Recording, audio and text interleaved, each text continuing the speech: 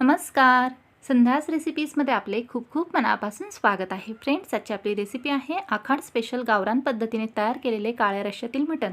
चला तर मग फ्रेंड्स रेसिपीला सुरुवात करूयात. सर्वात प्रथम मटण बनवण्यासाठी इथे मी घेतले आहे अर्धा किलो ताजी स्वच्छ अशी मटण.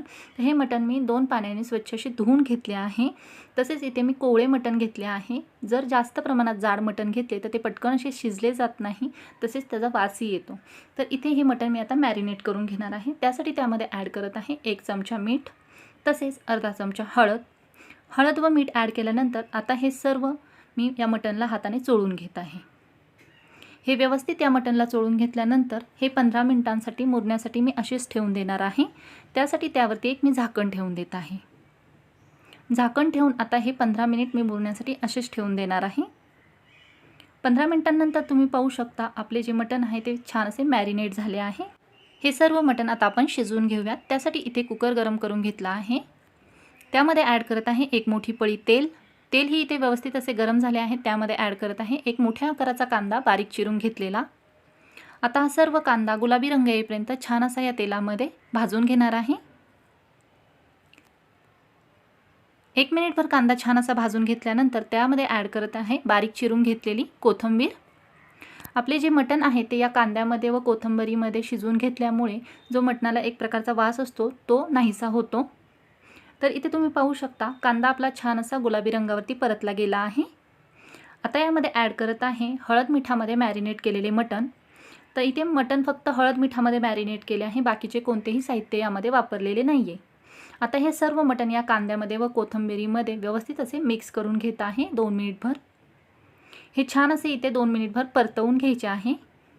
2 मिनिट हे मटण छान असे परतवून घेतल्यानंतर गॅसची फ्लेम जी आहे ती इथे लो ठेवायची आहे व 5 मिनिटभर आता हे मटण असे शिजून द्यायचे आहे. 5 मिनिटांनंतर तुम्ही पाहू शकता अशा प्रकारे थोड्या प्रमाणात हे मटण शिजले गेले आहे.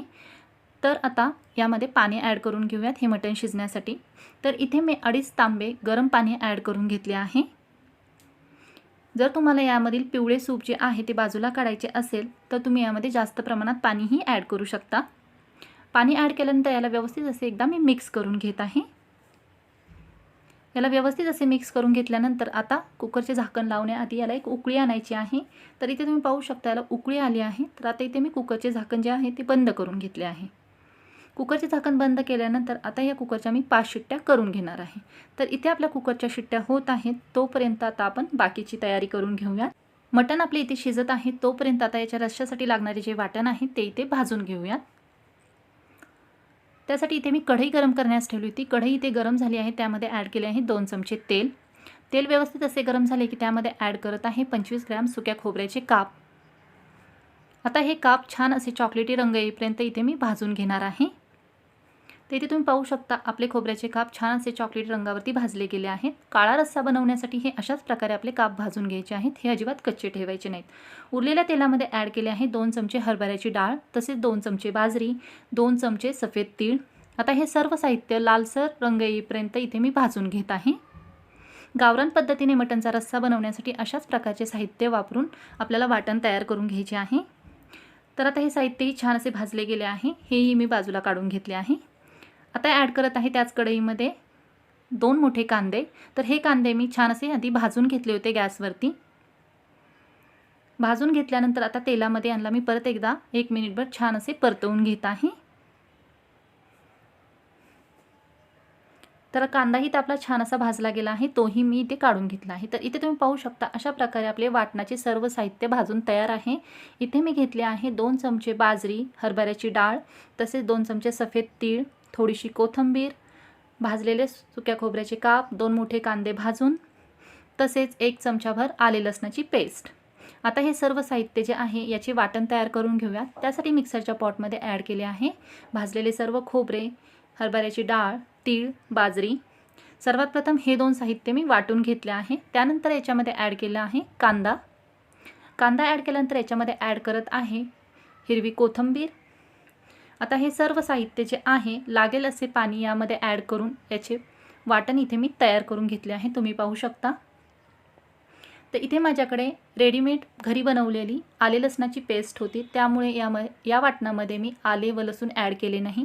जर तुमच्याकडे आले लसणाची पेस्ट नसेल तर तुम्ही या वाटणामध्ये आले व लसूण ॲड करू शकता।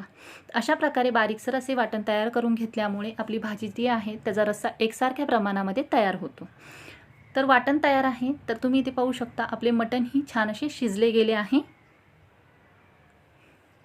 तर आता आपण मटणची भाजी तयार करून घेऊया। त्यासाठी ज्या कढईमध्ये आपण वाटण भाजून घेतले होते त्याच कढईचा मी वापर करत आहे। त्यामध्ये ॲड केले आहे 2 पळी तेल। तेल व्यवस्थित असे गरम झाले की त्यामध्ये ॲड केले आहे 1 चमचा आले लसणाची पेस्ट। गॅसची फ्लेम जी आहे ते इथे फुल ठेवलेली आहे। आता ही आले लसणाची पेस्ट 1 मिनिटभर याचा कच्चेपणा दूर होईपर्यंत या तेलामध्ये छान अशी इथे मी परतवून घेतली आहे। आले लसणाची पेस्ट छान अशी परतल्या गेल्यानंतर त्याच्यामध्ये ॲड करत आहे 2 चमचे घरगुती कांदा लसूण मसाला, तसेच 2 चमचे मटण मसाला। बाकीचे कोणतेही मसाले यामध्ये ॲड केलेले नाही आहेत। अशा प्रकारे तेलामध्ये मसाले परतवून घेतल्यामुळे रश्श्याला कलर खूप छान येतो। 1 मिनिटानंतर तुम्ही पाहू शकता मसाले तेलामध्ये परतले गेले आहेत। त्यामध्ये ॲड करत आहे बनवून घेतलेले सर्व वाटण ॲड केल्यानंतर या मसाल्यामध्ये हे वाटण व्यवस्थित असे 3 ते 4 मिनिट मिक्स करून तेल सुटेपर्यंत परतवून घेत आहे। तर फ्रेंड्स, आज आपण बनवत आहोत गावरान पद्धतीने तयार केलेले काळ्या रश्श्यातील मटण। तर ही रेसिपी कशा प्रकारे बनते हे पाहण्यासाठी तुम्ही हा व्हिडिओ शेवटपर्यंत जरूर पहा।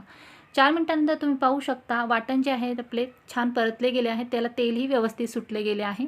तर हे आणखीन छान असे शिजले जावे यासाठी यामध्ये ॲड करत आहे आपण जे मटण शिजून घेतले आहे त्याचेच पिवळे पाणी ॲड करून याला व्यवस्थित असे मी 2 ते 3 मिनिटभर परतवून घेतले आहे। तर तुम्ही पाहू शकता वाटण छान असे शिजले आहे, याला काळा असा कलर आला आहे व तेलही खूप छान असे सुटले गेले आहे। वाटण आपले परतवून तयार आहे। त्यामध्ये ॲड केले आहे शिजवून घेतलेले सर्व मटण ॲड केल्यानंतर व्यवस्थित असे या मसाल्यामध्ये हे मटण मिक्स करून घेत आहे, जेणेकरून हा सर्व मसाला या रश्श्यामध्ये मिक्स होईल। सर्व मसाला या रश्श्यामध्ये व्यवस्थित असा इथे मी मिक्स करून घेतला आहे।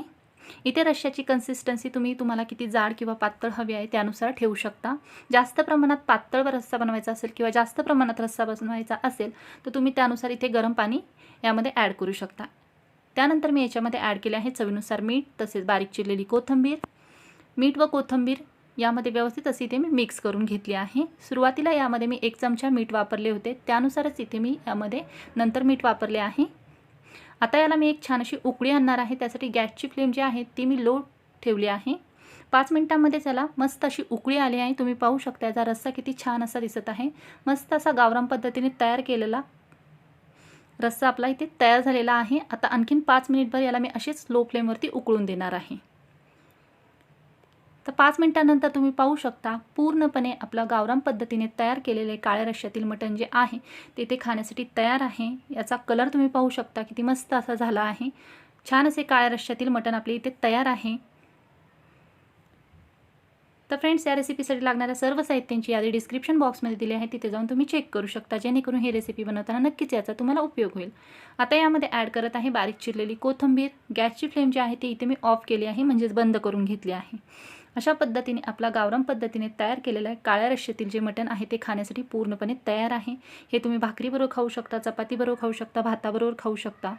इथे मी गावरान पद्धतीने तयार केलेले काळ्या रश्श्यातील जे मटण आहे ते पूर्णपणे सर्व करून घेतले आहे। तुम्ही पाहू शकता याचा कलर मस्त असा काळा तयार झाला आहे। दिलेली पद्धत जर वापरून तुम्ही ही रेसिपी बनवली तर नक्कीच अशा प्रकारे तुमची ही रेसिपी बनली जाईल। तर फ्रेंड्स, ही रेसिपी जर तुम्हाला आवडली असेल तर नक्कीच लाईक, शेअर, सबस्क्राईब करा। तसेच चॅनलवर नवीन असाल तर जरूर बेल आयकॉन प्रेस करा, म्हणजे अशाच प्रकारच्या नवनवीन रेसिपीज तुम्हाला पाहायला मिळतील। व्हिडिओ शेवटपर्यंत पाहिल्याबद्दल धन्यवाद। परत भेटूयात अशाच एका नवीन रेसिपीमध्ये।